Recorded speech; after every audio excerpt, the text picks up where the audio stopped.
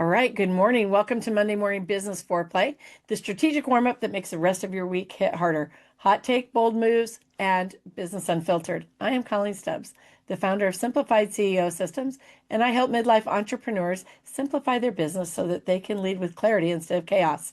In short, I simplify, go high level. I teach my clients how to simplify their business, what to automate, and what they should delegate, what they should never delegate. Today's guest is Lil Barcaski, and we're diving in how to determine what book you should write and how to make sure it's the most impactful one you could possibly put your name on. Lou will be sharing how to create a plan of action for your book, work through a rough chapter outline, and get a crystal clear on exactly who your book will help or inspire. You're going to walk away with a real strategy, real perspective, and probably a few uncomfortable truths because growth never comes from comfort. Lil, welcome to Monday Morning Business Foreplay. Good morning. It's funny you said that. My father used to say that all the time. My father was a college professor, and he always said that if you're comfortable, you're not learning. So you might And have been there's right. so much truth in that. I am excited to sit with you today. I've sat with you before. I see you in lots of places, and I love what you do. I love that you're not relying on AI. I'm not what? Relying on AI. Oh, AI. Oh, God, no. I know. So Well, that's a whole thing. Yeah, I that's a know, whole and I thing. think that I think actually that it's a little bit scary for people. So I want to just address that up front. I think it's a little bit scary for people when they say, okay, yeah, maybe I want to write a book, but I don't know how, and so they feel they maybe they should rely on AI, but then they feel like maybe it's going to be wrong, and so maybe they're going to hire somebody. When they go to hire somebody, those people they find are going to rely on AI, and so it's a big circle of nasty. And so I Yeah. love that you're keeping it real because honestly, Yeah, I have two other ghostwriters, and I would fire them in a heartbeat if they were trying to use AI to do the writing. We don't need that. We work with the client. You know your subject. You know what it is you want to talk about. We do record that. We do honor it and take the transcripts and look at what you've said. So we can't remember everything you said or try to type everything really fast. Back before the day we would do that kind of thing, right? But that's the only AI we use is Otter AI, which yeah. basically takes all the words you've said and gives them back to us, all the ums and all the you knows included. In fact, I've got to work on one of those today, working with a Well, doctor that I says you think know a lot. that yeah, they're not teaching shorthand anymore. So clearly you need to record it, right? It's so I don't funny think to me that kids think that they came up with this texting and they have all these acronyms that they use, that all these little things, right? And I'm like, we've been doing that for years. You didn't create that. I don't want to be the one to break your heart, but we started that like we were doing that years and years and years back in years and years ago. the 70s doing this. Oh man. So Um, yeah, so yeah. tell You us don't do that. a little bit about your history. I know you have some theatrical Okay. history, and How long have you got? This is not that well, long a not that meeting. long, not that long. Let's do 2 to 3 minutes. But you have some theatrical history. Clearly, that I do. leads into this. Yeah. Let's show us where that connects and how that benefits what you're doing now. Well, I've been around the theater most of my life. I thought that's what I wanted to do. I actually got accepted in my junior year of high school to NYU. I was 16 though. I was already the youngest kid in my class. And I was already working at a professional theater, believe it or not, an actual professional theater. Got to meet Stephen Sondheim, and I got to meet all kinds of famous people. And they let me wait a year to go to college because I couldn't drive into the city. So yeah, and I still work at the theater. I'm a playwright as well as a writer. And that helps, I think, because I really believe strongly in pattern interrupt in books. And one of the greatest pattern interrupt you can have is dialogue. So putting in some sort of dialogue, even if you're making it up, I always say it is really great. Storytelling is really great. When it comes to writing the right book, I basically every client that comes to me, I ask them the same three questions before we get started. I ask them who's going to read this book and get something out of it. That's kind of a two-part question, but it really is one thing. Why would anyone want to read this? Is there a group of people that would benefit from it? Even if it's fiction, we don't do a lot of fiction, but even fiction, like who would be excited to read it? Particularly, we work with nonfiction, a lot of memoir. So even if it's a memoir, who's going to benefit? Who's going to say that happened to me, or that's happening to me? Oh my gosh, you got through it. How can I get through it? You're going to teach me that. If it's sales or leadership, what is who's going to most benefit from it? And you really need to know that. You need to know very tightly who that group of people is, not just like what's the old joke about people who sell like skincare products, anybody with skin. Carl probably heard that a million times, right, Carl? But that's not the way to sell skincare any more than it is the way to sell a book. You have to have a pretty tight idea of who is your audience, because it's better to have 10,000 people than to have a million and have those 10,000 people want to buy your book, right? The second question I ask always is, why should they listen to you? I try not to say that in my New York, New Jersey Italian way, but it's the nicest way. But what have you offering? What degrees do you have as a psychologist, or what has happened to you that you have to share? What wisdom do you really have? Why should I bother to listen to you? Excuse me 1 second while I kill a dog. Come here, Maddox. Come on. Maddox wants to be on the camera. Um, so that's important. You have to have some kind of creds, I guess, in one way or the other. But the biggest question I ask, and I think that's probably going to apply to anybody in this room, is what is the book going to do for you? What do you want this book to accomplish? And there are people who say, oh, with all great honesty, well, it's going to be great. Everybody's going to love my book. I'm going to sell millions and I'm going to be rich. At which point I say, this has been a lovely conversation and let's have coffee, some other time, but we're done. That's not going to happen, because 99% of the time, it's not going to happen. You have to have a game plan for why you're writing a book, what you want it to do for you and for other people. And at some point you have to say, well, I'm probably going to have to market this book myself. I'm going to have to get out there and use the book for some elevation of my career, getting me on stages. It's a tool, right? For the most part, most of you who write with us, that's what it is. It is not a million seller book that's going to get you, you're not going to be the next J.K. Rowling, even if you wrote a science fiction book, or science fantasy, I should say. So the question of the day is, what do you want the book to do? Who do you want to help? Why do you want to help them? And why should they listen to you? Are you capable of helping them? Are you capable of teaching something to them? Uh, that's kind of the thing.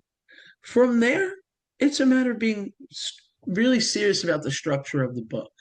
There are people who free flow write, even with fiction. And I have ghostwritten Okay. like 6 fiction books, and I have to structure it. Please Question. tell me that you can use an outline because I'm that writer. Like I You can't ha I can't really, write without one. I cannot write without yeah. an outline. Okay, good. Because I'm like, when you said they free flow right, I'm like, please tell me no. Because I would love to write a book, but I could not. I, I angered a woman at a Wegmans once because I laughed at her when she said she was free writing. I think they threw me out of that writing group because she hadn't written it, really hadn't written much, because she had no idea. She had no idea where she was going with it. Right, right. And that's me too. Like if I don't have a cleaning list, then I go in and start doing the dishes and then notice that the front of the refrigerator is dirty and I'm mid dish and I literally turn around and wash the front of the fridge and then I'm like, who spilled in the fridge? And I go get something to clean the inside. And then I'm like, why is the damn water running? Oh, I was doing the dishes. So yeah, I couldn't free flow that. That's not gonna work. I don't think you can. Well, I'm a Capricorn, so I apologize in Quick advance. answer. But yeah, it's just I'm very structured about most things, and yeah, and I think that you're saving yourself a lot of effort if you start. And it might take you weeks to write an outline. It might take you a couple of hours, but you have to have something to know, and especially if you're doing like a leadership book, you have topics that you're really strong on. Maybe you've got 6 or 8 or 10 main topics or less. I don't know. Sometimes we do sections, like 3 sections, and in that section, there's things. But the best bet is to come up with the main topics that you want to speak about. You want to speak about sales. You want to speak about money issues. You want to speak about mindset, whatever it might be that you have a handle on, that you're really good at, and you really have some knowledge or something to share. And then within those chapters, there's going to be little things, like if it's mindset, it might be how do you see what's the negative things you think about yourself? What are the positive things you think about yourself? What do you meditate? Do you what actions are you taking to change your mindset? You're going to have little, 3, 4, 5 topics inside of every main topic, right? Does that make All right. sense? Yeah. Right. So then it becomes like, for me it becomes paint by numbers after that. It's take everything you've So, got, plug it in, and so you how do don't you have to write prepare? literally. You can decide, hey, today I feel like working on chapter 4, but you at least know what chapter 4 exists, what it's going to be. How do you prioritize the order of the sections and not the little things that are in them? I mean, we know we can figure that out, but the order of the sections and maybe even the order of the chapters, is that somewhere where you rely on AI to say, like, does this make sense? Or do you do it in the order that it resonated with you in your life, or you did it? Because looking back on my business experience, though, there's a lot of times when I realized I did shit backwards.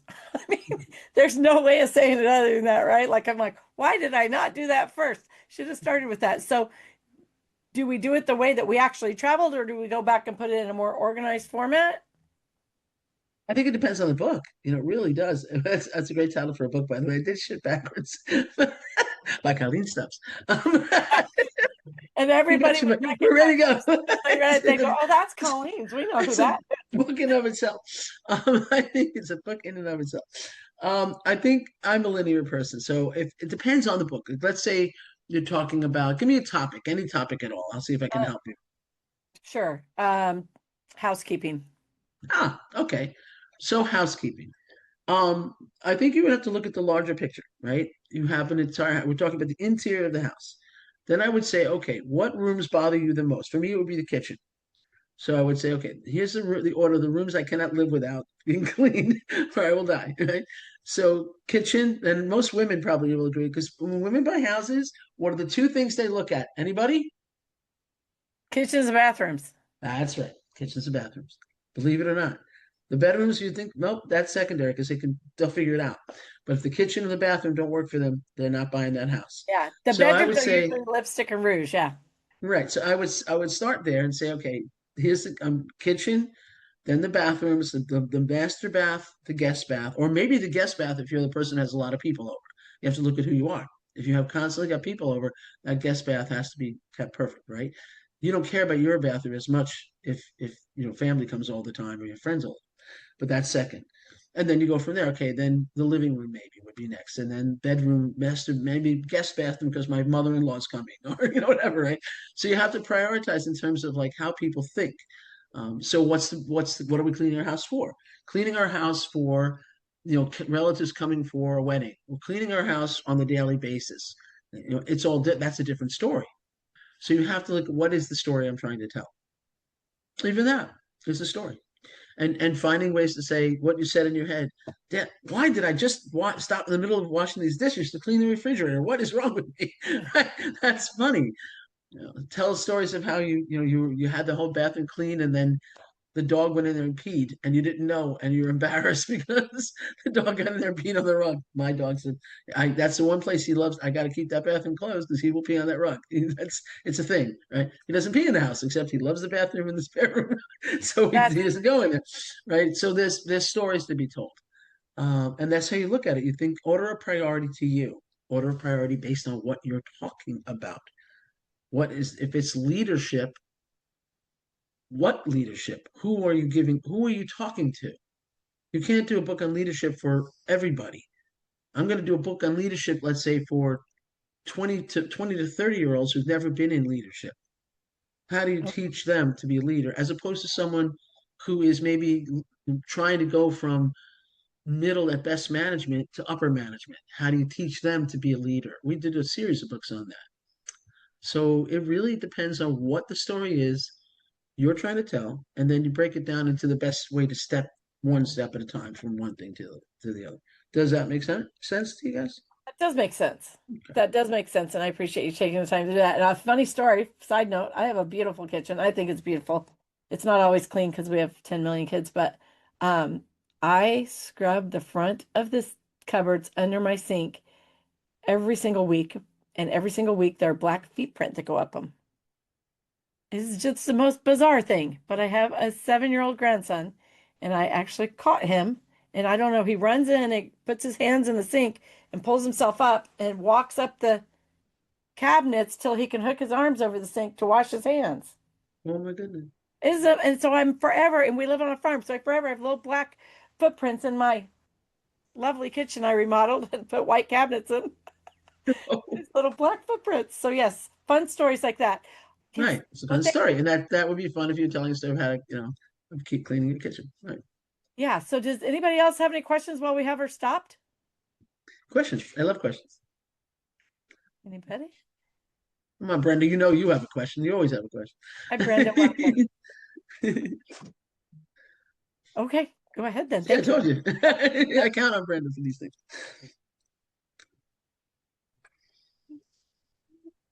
I'm loving your story, Liz. I'm just everything that you're sharing. Oh, what would be my biggest question about this? Well, I like what you were saying about not everybody having being ready to write a book or having their story ready. Um, is there anything if you really want to write a book though, and you're not ready yet, is there some place to start? Like how do you where can you start if you really Well, want to bring a book into your I think that's a great question, Brenda. I think that if you want to write a book, the first thing you need to know is why in God's name do you want to write a book, right? You need to soul search, like, what is it? What is your reasoning? It goes back to question three. What do you think the book's going to do for you that you need this book? I have dealt with clients that will never publish their book. My favorite story in that regard is a woman who was one of the first children of the Hare Krishna movement. Her parents got sucked into that at 18 and 19, respectively, back in the 60s. And what they did to these two girls was abominable. I met with her every Friday for months. I would drive to Gaithersburg and meet with her when I was living up that way. Sometimes I didn't leave till after dinner. And by the time I left, she was usually weeping. And sometimes she was cooking Indian food. And she was the whitest, most freckle-faced, redheaded kid you ever saw. And I wanted her cover to be her. There's a picture of her sitting with nothing but Indian kids, which is really interesting. She made the best Indian food in the world, but she was broken and not broken. She'd gotten herself to a great place. Actually, she's a broker in 3 states. She lives on $1 million property in Gaithersburg, Maryland. Beautiful. And she had a great life and a great family, 100 friends. I went to a party there, and there were 300 people showed up. But she will never probably publish that because her father's still alive, her sister is still alive. She needed to tell the story of what had happened to her over all these years, over the 50 years of it took her to get to where she was. There are people who just need to tell their story. And if you know that, then start figuring it out. Journaling is great. I'm a big fan of journaling if it's a memoir. If it's a leadership or sales book or some other topic, I would say maybe you could write little blogs, even if you don't do anything but post them somewhere. Maybe some people everybody works a different way. I know people who work with index cards. They write stuff on index cards and then throw them all on the floor and figure out where it's going to go. It's on you to know what your best method is. But if you know you need a book to get on stages, which is speaking is the best way to make business. You're going to make more money speaking than any other way you could possibly make money. But you have to know how to arrange that, right? How to organize it, what you're going to speak about, and where to speak. Nicole will probably back me up on that, right? So I think knowing what your goal is with your book, and then you can do a little at a time. It might take you 3 years, but do it. Start making notes. Putting things aside. Write little articles, and eventually it'll all fit. I think that Carl has a hand up. So what you got, Carl? Yeah, I got a question and a comment. Sure. Um, the question is how do you differentiate between something that you might call a manual versus a book? I wrote what I would call, I don't know if it's a book or not, but it was called Stop Selling and Start Making Money. And I could never use AI on it because I don't follow conventional wisdom a lot in my consulting for business, but it's probably right now maybe 120 pages. So I don't know if that qualifies as a book or a manual. And pages I don't usually think in terms of pages. I think in terms of word count. And if it's 100, because 120 pages, what font size, what even word, I don't even know. If you can look at the word count, and a manual, it has nothing to do with the number of pages about a manual. It has to do with when you say a manual, I think of more technical stuff. Like something that is a manual might be more of, you know, a picture car. How to fix your transmission, and step by step, these are the way, go take it out, do this, do that. I don't know how to fix the transmission. I'm snowballing here. But Yeah, I got you. a cookbook is more of a manual, right? If it's the kind of thing where you're giving them step by step instructions on how to cook a roast. If you're talking about the size of the book, you want to get to at least 100 pages if you can. 80 pages. The smallest books, that Amazon is thrilled with, are at least 60 to 80 pages. You want to be over that if you can. And it's not about that. It's about what's the content. What are you trying to? Is it a workbook style thing where there's action items, Carl, where there's things they can do and questions? Is that what you're talking, like a workbook style thing? Well, some of it is. I've written a couple of things like this. Most of them are cathartic. They're not even. I hadn't even thought about publishing them, but the one book. First of all, I would probably never publish it because I don't think I could live long enough to get enough money back because there's so many books on business, how-tos, things like that I doubt I would ever make enough money even to get my money back, having it professionally, published. But Maybe not, but we're pretty well, cheap. I don't know. I could be wrong. I don't know. We're not that. Well, I we're not could be. exactly bank breaking, but that's Yeah. beside the point. But No, I'm just you'll make saying, your money back most selling people. it, Carl. You make your money back with you utilizing it to get on stages like when No, I understand. Yeah, no, I hear you. I hear you. something to give Um, away. yeah, I know. I've thought about it. Plus, it never hurts to just say you're a published author. It never hurts. But and going back to the AI thing just for a minute, I learned two things this week about it. I think AI is great for some things, not everything, and it should be looked at as a tool, not an end all. But I think a lot of AI that you use, if you're going to write a book with it, first of all, there's court cases right now because AI is big for pulling from other people's information and compiling your book. It's called stealing. Yeah, so it's plagiarism. Okay, so I think I agree with you that, and also I can tell right now. Things might change. When something is AI, I can pretty much tell you that it's AI. And I'm not a brain surgeon. It just doesn't take that much to figure that out. So I agree with you that it takes a little bit of the human element out of it, I think. But I was just curious because I was wondering, well, geez, is this a manual? I can expand on all the parts, but I don't believe in doing that just to make it longer. No, it doesn't have to be longer. If you got 15, 20,000 words, which is probably what you have based on what my Probably. I don't know. guesstimate, that's enough. It really doesn't have to be an enormous book, and sometimes small books are a good thing. You can buy a book like that for yourself for maybe $4, which is the kind of thing you can give away. Right. So even with publishing something like that with somebody like us, you're not spending you're spending spending a few $1,000s. We're pretty inexpensive. The small books we even do a little less than our normal pricing, but you'd be looking at probably $3,000 to put something like that together, and then you can give it away. You can go and buy it cheap to give it away. We have a lot of guys that do that. They want that. I hope that answers it. But yeah, we're pretty reasonable. That pretty much answers it. Thanks. I think, Lil, that there's a couple things in the chat that I want to touch on. One said, Nicole says, it sounds like therapy was what was needed from the journey of writing. And sometimes I think that that's it. Maybe some of the authors aren't actually going to publish their book. They just needed to put it out there to say these things, right? And then also Kathy said, I love starting with a multi-author book or an anthology. It's a great way to get started as an author with a much smaller obligation of time, money, and content. And that's where I'm starting, is with an anthology. But what are your thoughts on that, Lil? And then we'll get to Nicole. Nicole, I do see your hand. Over time, we've done probably 30 anthologies we produced for people, series of anthologies. I think it's a great idea if you're nervous about trying to write a whole book.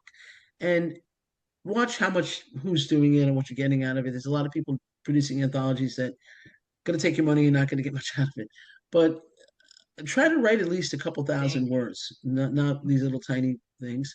And I think you're going to have more value. And make sure that you can use it.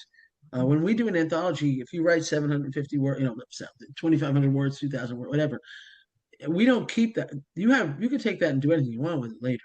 You can use that chapter and put it on your website as a giveaway. You can do almost anything with it. You can give it away at seminars and say, "I've got this wonderful chapter on, cleaning my house." Okay, Back to I'm that. going to stop you right there and say, what do you mean? Make sure you can keep it.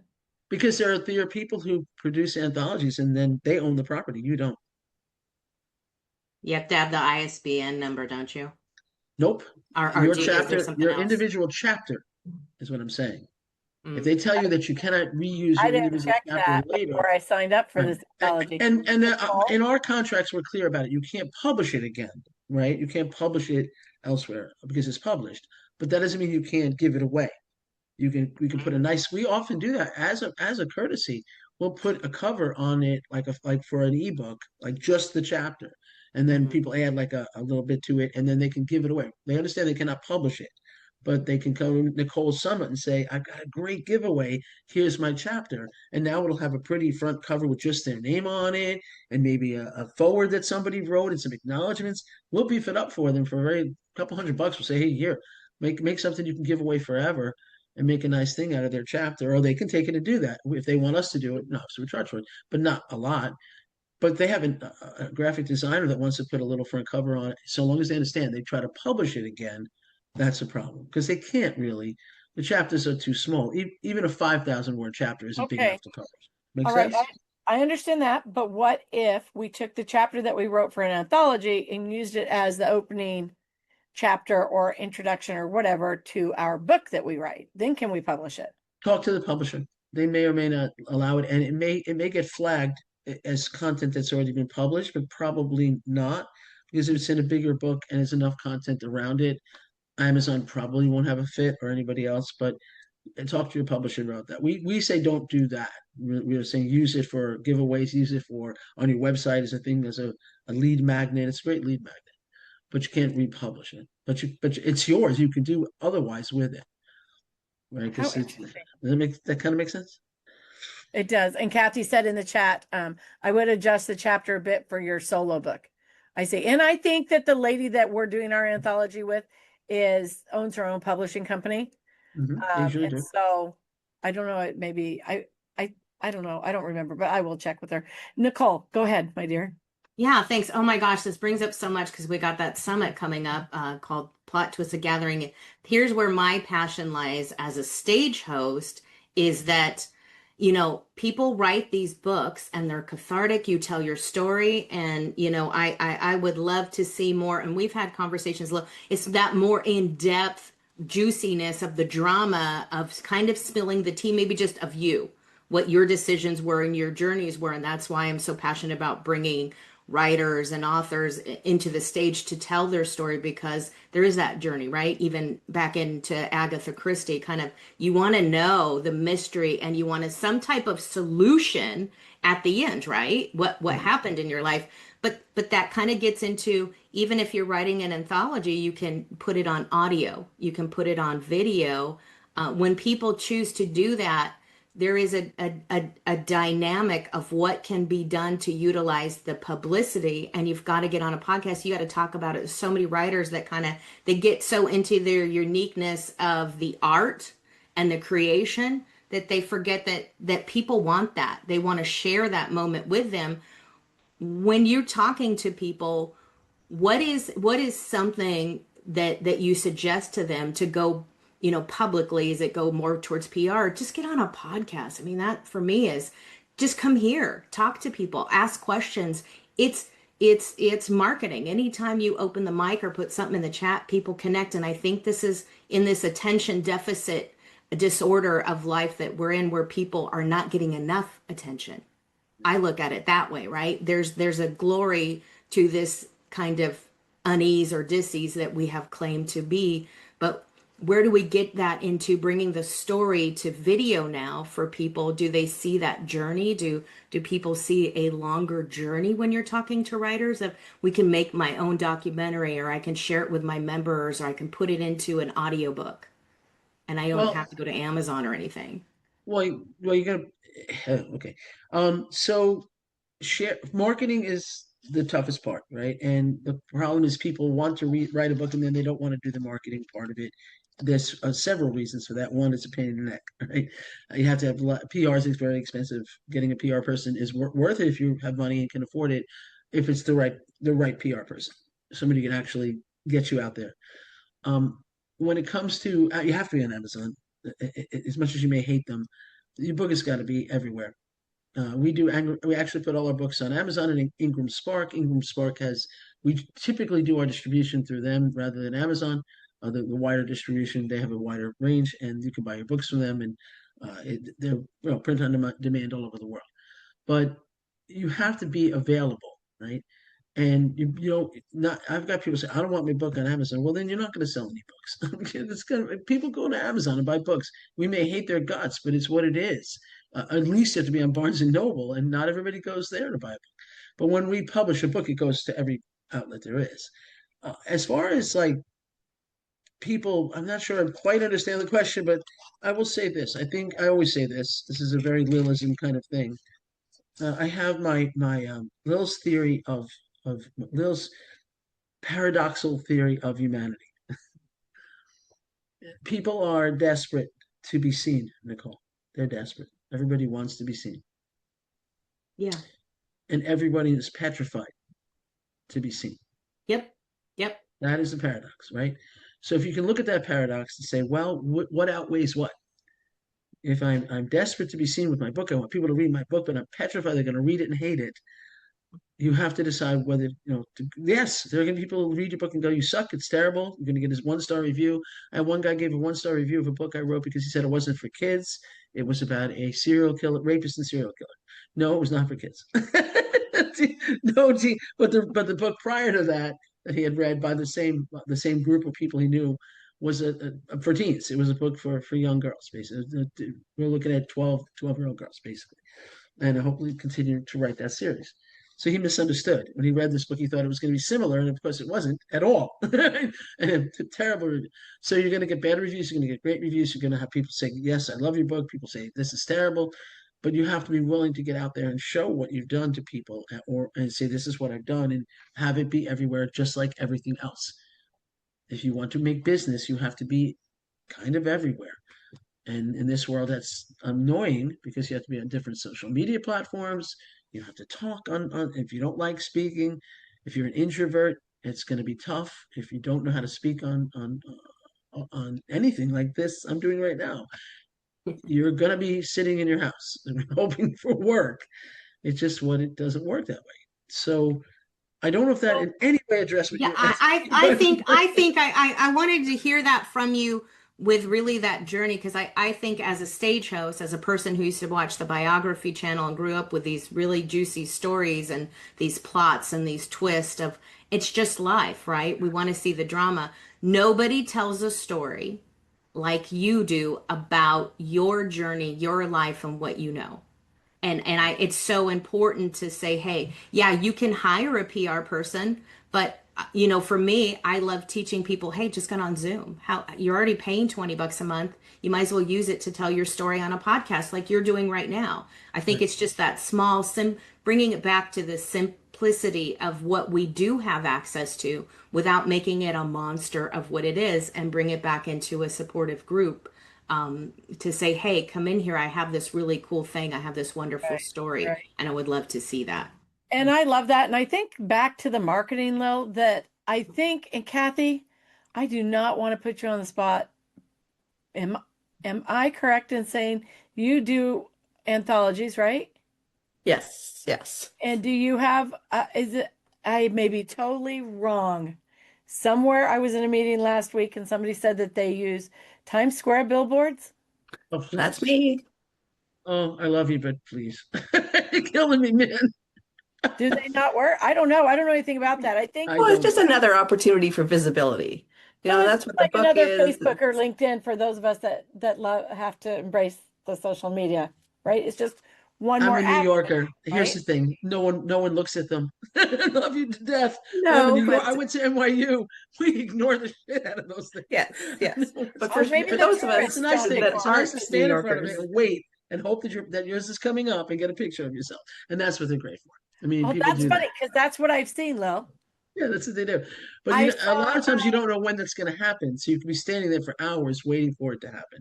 They The don't really. give place you a that I specific use, we time. know exactly when it's coming up. Yeah, and that's And they're great. See, very, yeah. I met a guy who I literally he's a complete jackass. No offense, but he's a jackass, and he would make it because he just wanted money. He all he was doing was taking his money, and he wanted me to bring my people in. He was going to charge them $400 a piece to stand on Times Square and wait and hope that at some point the picture was going to come up. And they would stand there for hours. Like, okay, you're going to stand for like 2 hours in the cold in Times Square and wait for hopefully for the 30 seconds your book is going to be up there.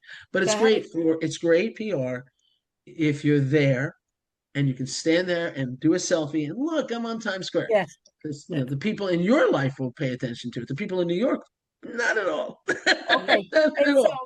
Yeah. that's exactly what I was going to say because there are two people recently, like within the 2 months, last 2 months, that people on social media, not people I know personally, that did that, and I was like, wow, look at that. That's so cool.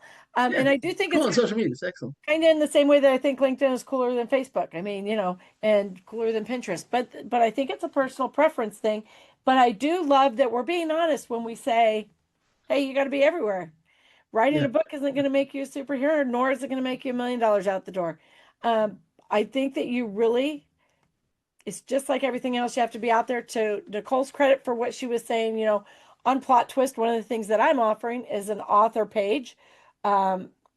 That I create a landing page, a digital home for authors, so that they have part of their story on the page there, a way for people to meet them, a way for them to connect in a call, and then also they can put like a short clip or a chapter of their book on there as a lead magnet. And I think that's a brilliant lead magnet Brilliant. because Yeah. I wish I had that with every book I bought and I wouldn't own half of them then.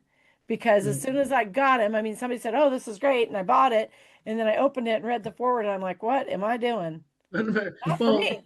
that's a nice, the looking side's good for that. Yeah. You want to make sure Well, you but do it. here's Amazon, and they don't give you that. Yeah, sometimes they do. I They don't give you the literally audio. just Well, they ordered do have cat an and audio. hat A lot of books. them have audio clips now. You can read, you can listen. Some of them do, not everything. Well, I But you just can create your own. Put it on your webpage, make it yeah, yourself. You can do exactly, it with yeah. someone Yeah. like me. I think it's a great way to support the community and take back control of what we do have left. Well, Yeah, and I just 100%. ordered some books. I just ordered cat and hat books, and they were, I don't know what they are. They're tricky. They're special. They're one of a kind. I don't know what they are, but anyways, you would think for the price that they're charging, because it's a special edition or whatever, that they would at least give you a glimpse. There's nothing. It Nothing. just shows the front cover is all. Uh-huh. Yeah, I mean, I'm just I hoping look when up they get here, they'll any write that. crazy thing you can think of that gets your attention. Be on Times Square, just have it's all do crazy things, do crazy fun things to get people's attention. Why not? Well, and But you have to have the guts to do it, and not everybody does. Not everybody even wants to have their picture on Times Square. That's oh no, you that's have to. true. It's the individual, it's the person and who they are and how they want to look at things. But you have to there's no reason not to use Facebook Live and to use, like you say, put landing pages together. We do websites for most of our authors. They already have a website. We'll do a book website for them for nothing but their book and speaking. And it's just dedicated to that. We just did one That's called Turtles Can Win. And I didn't produce this book. He just came to me for a website to do that. And that's great. And he has other websites. He wants a leadership website, but that it's specific to his book. And now he has something he can promote. And whenever he's doing book that's signings and podcasts, it'll go there. Just be everywhere, right? right. So I've got it. Kathy, so you do anthologies or publishing, or what is it you do with your anthologies? Yeah, so basically that's the main focus of my business is bringing people together to share their stories and using it in a way of building your business. So they're in each book, they're sharing their personal journey, what they've learned along the way, and some, tips or tools, strategies that of course are kind of focused on what they do in their business. So it kind of becomes a lead magnet for their business. I find it's a great way to get started as an author. The imposter syndrome of I'm not an author, you can kind of start getting rid of that by doing one of these. And I find too, it's a great way of building community because all of Mhm. my books have roughly 20 people from all over the world. So now you're creating community in that book, and now you are being connected into 20 communities that you never would have been part of before. And yes, Right. we do the Amazon launch. We hit our international #1 bestseller. And And I agree with you completely. This whole thing about people getting focused on selling, how many copies of my book can I sell? How do I make my money back? It's not about that. It's not about selling the book. It's about the book selling you. Right? You're selling yourself. You're not selling a Yeah. book. Right. And she's right. So that's where I wanted to ask you. So one of the great things about anthologies, and like I said, we've done, that's not our main focus. We have done at least 30 of them, I would say, over the course of time. But you're networking. It's a whole nother networking group. You got 20 people who really are close to you now.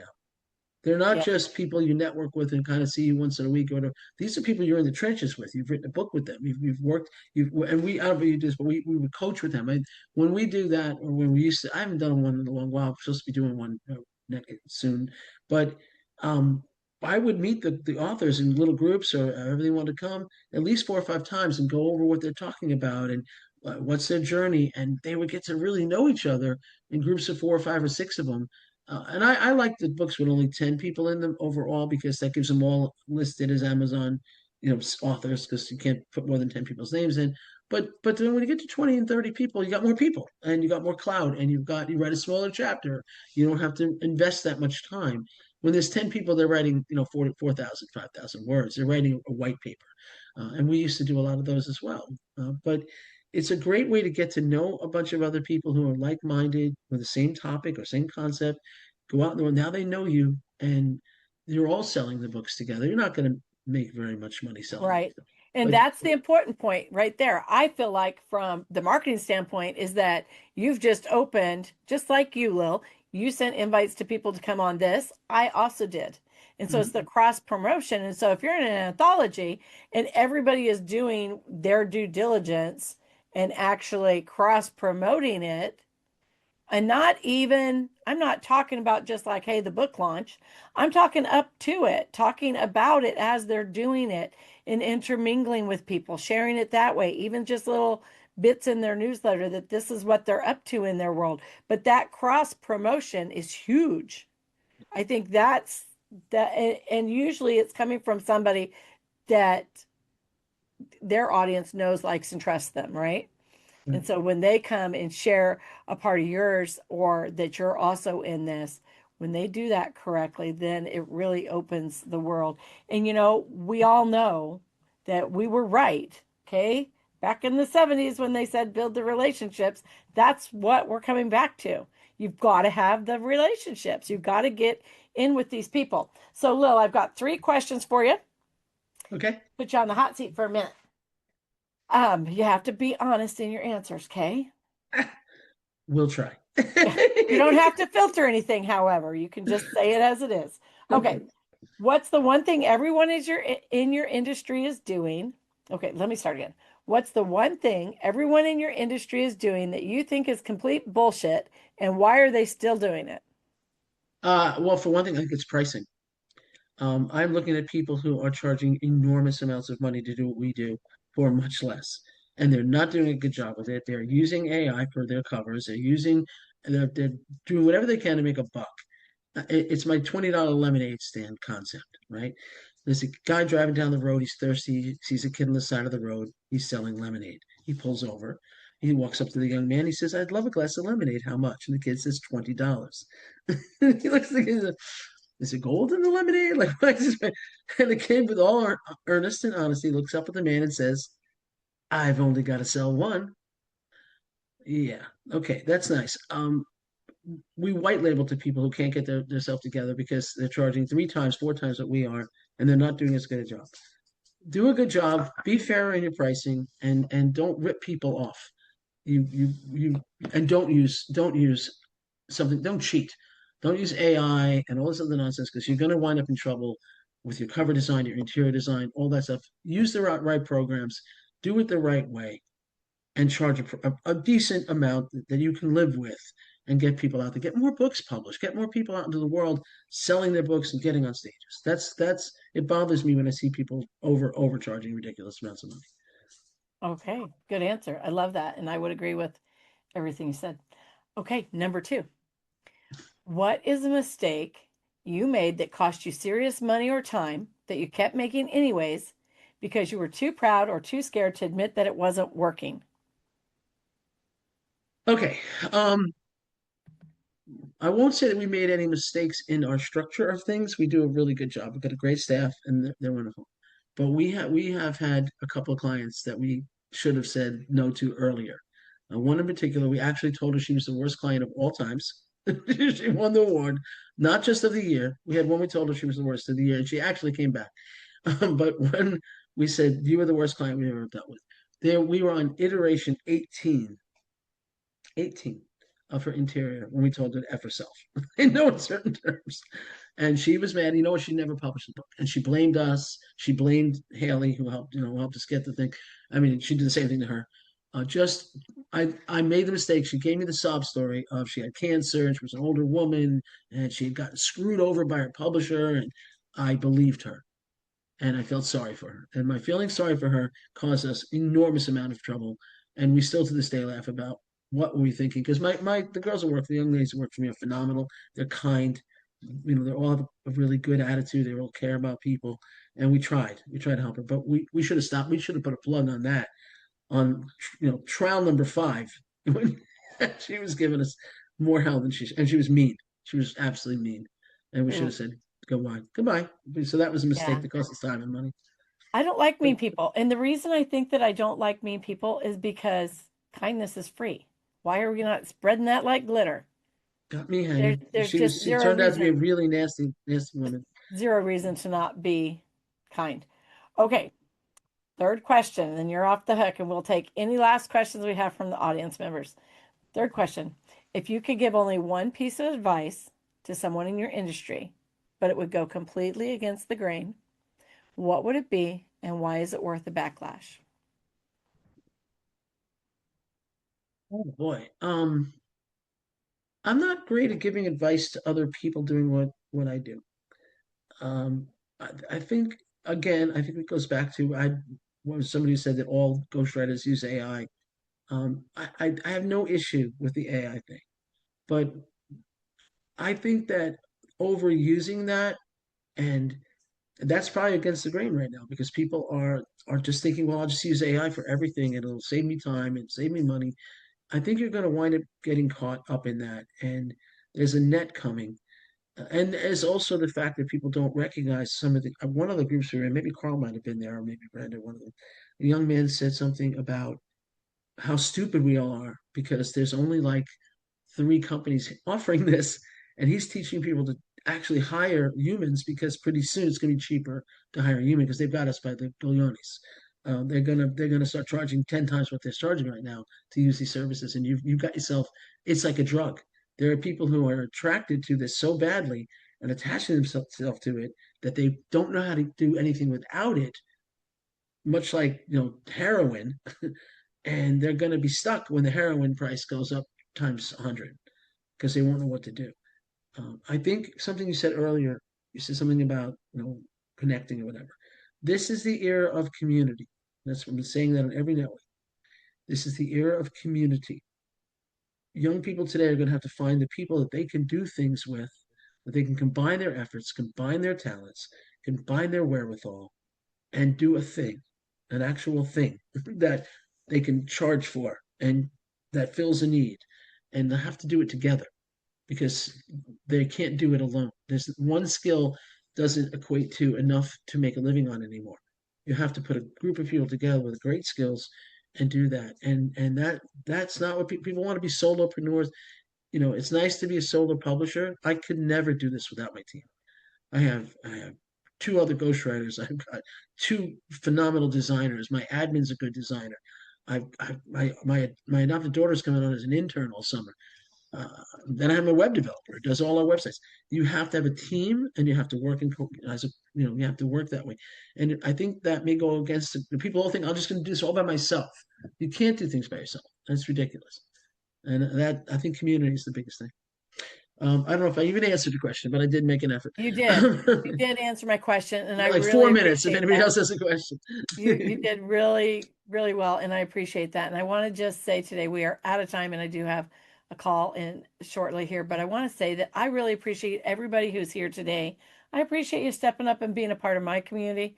Lil, I appreciate all the information you shared with us and the honesty, the transparency. I really, really appreciate that. I will drop your information in the chat again. Everybody be sure to save that chat.